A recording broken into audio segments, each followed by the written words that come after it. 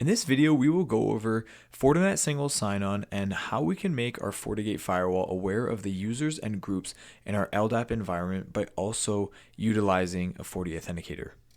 Okay, so let's go over an example of what we try and achieve here, right? So let's say that we have John Smith, part of the IT user group, Mary Smith, part of the marketing user group, right? So both of these users and groups, they reside on an LDAP server. So then Mary comes to work in the morning, logs into her machine, and then that information, obviously the LDAP server is going to be aware of that login, which the FortiAuthenticator will be, and then that information is shared with the FortiGate. Well, the end result here could be, for example, that the marketing group matches Firewall Policy 1. Firewall Policy 1 will have its own type of destination restrictions, it will have its own type of security profiles configured, versus John Smith, who logs into, for example, even the same machine. Since John Smith is part of the IT group, the IT group is associated with Firewall Policy 2, for example, right? So you can see here where we can really gain that flexibility, right? We could, for example, say that the IT user group has access to many more servers than the marketing user group. Or, for example, the IT user group can access all websites, but the marketing user group can only access certain websites based on the web filter configuration. And additionally, now we can gain more visibility into who's doing what in our network. So for example, if we look at our FortiGate logs, once we have FSSO implemented here, we might be able to see that, okay, a certain user was blocked when they accessed a certain resource versus just having just this source IP using this example 192.168.111.9 in our logs. Or if we have a more advanced log solution integrated with our FortiGates as well, such as the FortiAnalyzer, then we might be able to see more information in our, maybe we have a daily or a weekly report that shows us, okay, who's the most active users on our network. For example, who's being blocked on our network, tell me information about bandwidth, etc. All right, so from a configuration perspective, let's start with the FortiAuthenticator, which is really the closest entity towards the source of the users and the groups. So the first thing that we want to do is take a look at the SSO methods that we have. So there's Fortinet SSO methods, SSO, and general. So under Fortinet Single Sign On, FSSO, we can see right away that there's many different ways that we can receive user and group information from different sources, right? There's a couple agent options such as FortiNAC SSO, there's FortiClient SSO Mobility Agent Service, and there's some more customizable options such as Enable Syslog SSO. But in this case, we'll go over a very commonly implemented use case, which would be to enable DC/TSAgent clients. And really what we're doing in this case is we're going to have a lightweight free agent that gets installed on our Windows Active Directory environments. They're going to be pointing towards this FortiAuthenticator, which is, IP in my case, 192.168.111.100 via UDP port 8002. All right, let's click OK to save our changes. Okay, so let's just quickly check under System, Interfaces. Let's check our port that's going to be receiving traffic from the DCAgent. And then just make sure that DCAgent FSSO TCP 8002 is enabled. I do believe it's port UDP port 8002, but we can check that afterwards. Okay, so let's go download the latest DCAgent from the support site, support.fortinet.com. We'll go to the firmware download section, FortiGate, click the download button, 7.2. Go to the FSSO section, and then we'll download one of these 64-bit options here. Now to our Windows machine, let's go to that install file. Let's run it. And we'll go through the wizard here. For the collector agent, that's going to be the FortiAuthenticator's IP. And install. Perfect. And we do have to have a restart here. Okay, so now after the reboot, we're back in the server. Just quickly here is I'll just list a couple of the registry locations just in case you want to take a look at, maybe you want to add another server or change the server's IP address for the collector agent, which again, in this case is the FortiAuthenticator. So I'll put that registry key there, as well as the how to enable logs and the log location in case you need to access that for troubleshooting at any point too. Okay, so now let's move back to the FortiAuthenticator and see if there's any user logins that are coming in since we've installed and configured the DCAgent. All right, so on the FortiAuthenticator, we'll go to Monitor, SSO, DCAgents, and we can see this is the source IP of the Windows Server with DCAgent installed on it.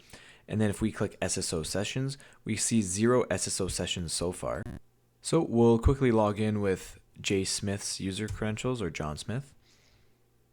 And once that's done, we can go back to the FortiAuthenticator and we see information about the workstation, the IP address, the domain, username, and then the group that John Smith is associated with.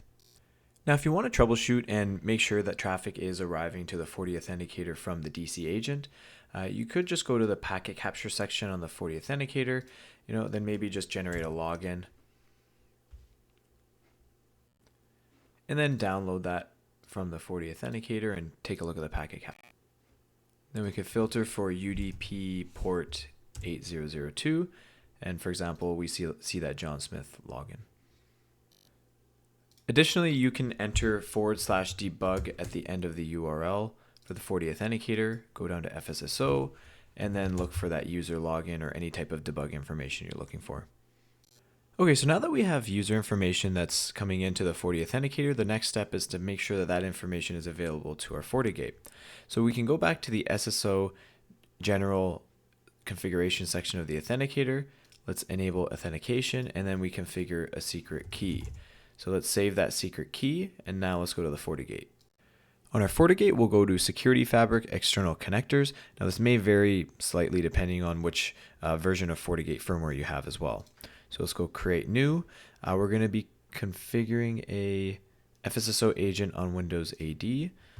We'll just type this FortiAuthenticator, type in the IP of the authenticator, and that password we just created. Let's go apply and refresh. There we have it. So now all of our user and groups that are imported from our Active Directory environment via the FortiAuthenticator. Let's hit OK. Now, just like that, we should be able to go to our dashboard and then check out our user and devices widgets. Let's click on to Firewall Users. We won't see anything by default, but in the top right, click Show All FSSO Logins, and there we go, we see John Smith. And now that we can log in as Mary Jones, and we'll see on the FortiGate, we'll see that Mary Jones is associated with that marketing user group. And then we also notice that Mary Jones replaced John Smith, and that's because I logged into the same machine with Mary Jones and John Smith. All right, so now that the FortiGate is aware about our user group information and our user information, we can go to User Authentication, User Groups, and we can start creating FSSO user groups on the FortiGate. So if we go and we select our LDAP Active Directory group IT, we'll make a Fortinet group for that called IT, and then we'll just do the same thing for marketing.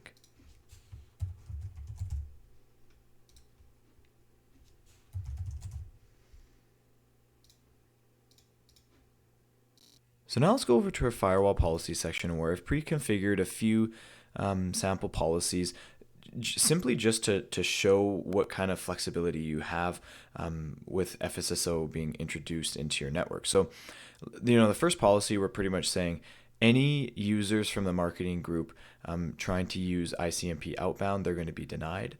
And then after that, as long as it's not ICMP traffic, the marketing user group is going to be allowed to access all resources, but they're going to be facing a strict web filter.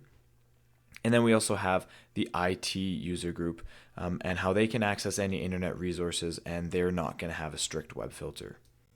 And just a quick refresher on how the firewall policies are matched. The source, destination, schedule, service, those items are all going to be matched first. Once they're matching the traffic, then the next step is to take the action that's specified on the firewall policy and the security profile if it's available. So let's test with Mary Jones first. So we'll start with the ping test. Expectedly, that ping test failed. And then let's go to Google Chrome. Let's go to a website that's going to be categorized as under the category alcohol. Okay, expectedly, we're going to get blocked.